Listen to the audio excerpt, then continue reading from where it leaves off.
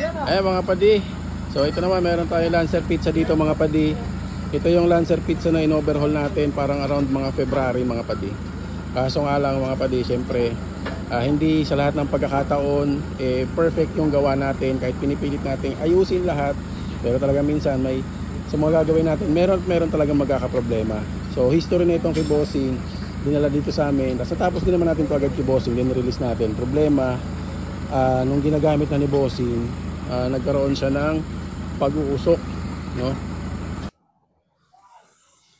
So nagkaroon siya ng pag-uusok, tapos nagbabawas yung langis ni Bossing. So nireport naman agad ni Bossing yung naging problema niya dito sa ginawa natin. And sabi naman namin kay Bossing, ibalik dito sa shop. So binalik naman ni Bossing dito sa shop parang mga April or May. And then ginawa namin, pinalitan muna namin ng valve seal. So baka kasi nagkaroon ng problema dun sa valve seal na ginamit namin. And then yun.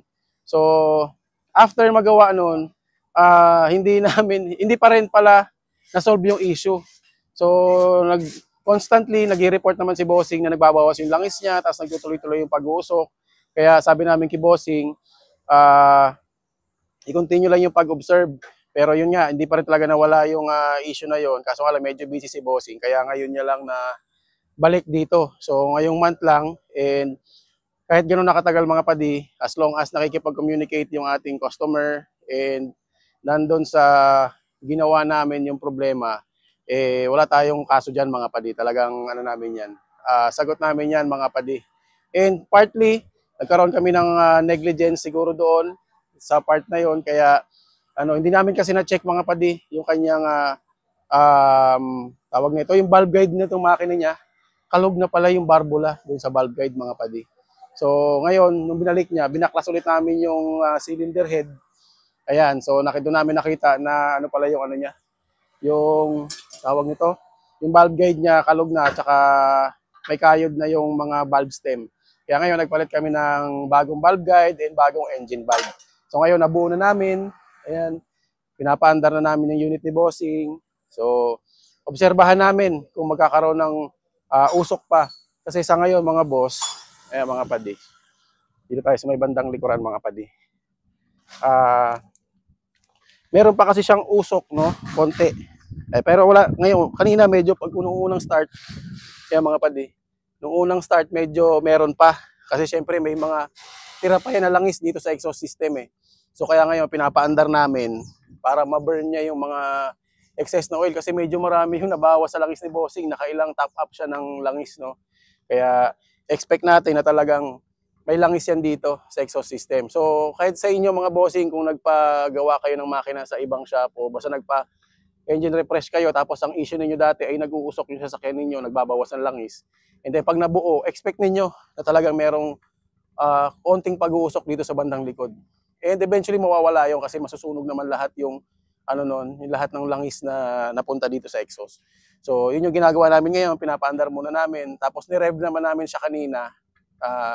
So far medyo less na yung smoke na lumalabas. So most likely talagang yung nandun na lang yun sa mga tira-tira dito sa mga exhaust system. Ayan. So yun lang mga padi, sa mga nagpapagawa sa amin. Ito mga padi wait lang. Ayan dyan si padi. Paparev natin. Paparev natin yung ano. Ayan. Ayan. Yan na lang yung usok niya mga padi. Kung nakikita ninyo. Konting-konti na lang. Konting-konti na lang. Mga ano na lang yan.